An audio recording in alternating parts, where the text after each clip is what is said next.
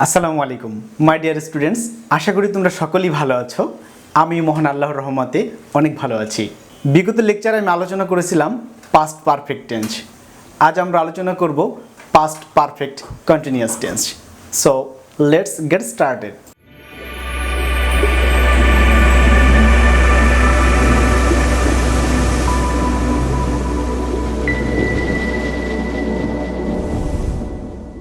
মাই dear students, past perfect continuous tense. প্রথমত সংজ্ঞা। যে কাজ অতীতকালে ব্যাপক সময় ধরে চলছিল তাকে পাস্ট পারফেক্ট কন্টিনিউয়াস টেন্স বলে। আমি রিপিট করছি, যে কাজ অতীতকালে ব্যাপক সময় ধরে চলতেছিল বোঝায় তাকে পাস্ট পারফেক্ট কন্টিনিউয়াস টেন্স বলে। বাংলা চেনার উপায় বা বাংলা রূপ। বাংলা ক্রিয়ার শেষে তে ছিল, তে ছিলে, তে ছিলাম ইত্যাদি থাকে এবং একটি সময় উল্লেখ থাকে। আমি রিপিট করছি, বাংলা ক্রিয়ার শেষে তে ছিল, তে ছিলে, তে ছিলাম থাকে এবং একটি সময় উল্লেখ থাকে। স্ট্রাকচার বা গঠন প্রণালী। সাবজেক্ট হ্যাড বিন, মূল ভার্বের সাথে আইএনজি, অবজেক্ট, সিন্স অথবা ফর, এরপর টাইম।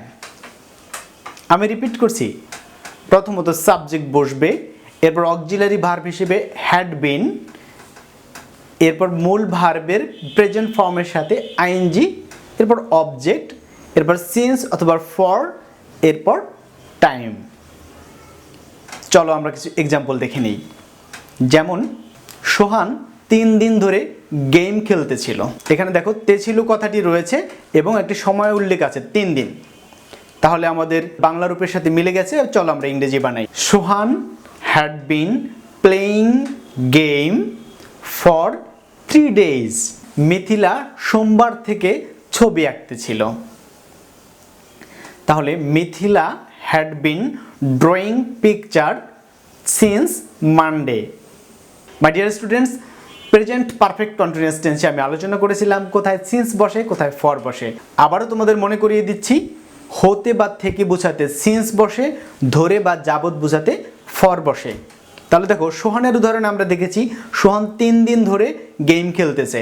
তাহলে এখানে 3 দিন ধরে, তাহলে এখানে আমরা দিয়েছি কিন্তু ফর। আর মিথিলা সোমবার থেকে ছবি আঁকতেছে, এখানে থেকে রয়েছে, এই জন্য আমরা এখানে কিন্তু সিন্স ব্যবহার করেছি।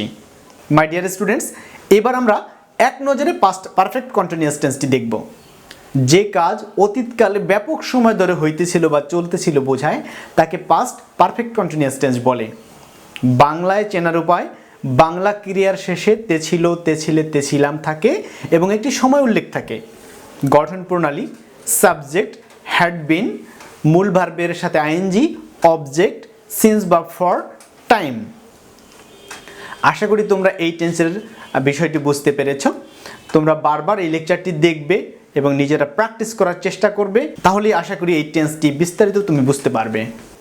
মাই ডিয়ার স্টুডেন্টস, আমার এই লেকচারটি যদি তোমাদের ভালো লেগে থাকে তাহলে আমার ভিডিওর নিচে একটি লাইক দেবে, তোমার মূল্যবান কমেন্ট লিখবে এবং ভিডিওটি শেয়ার করে ওই সমস্ত বন্ধুদের কাছে পৌঁছে দেবে যারা ইংরেজি গ্রামার শিখতে আগ্রহী। তোমরা ভালো থাকো, সুস্থ থাকো। আল্লাহ হাফেজ।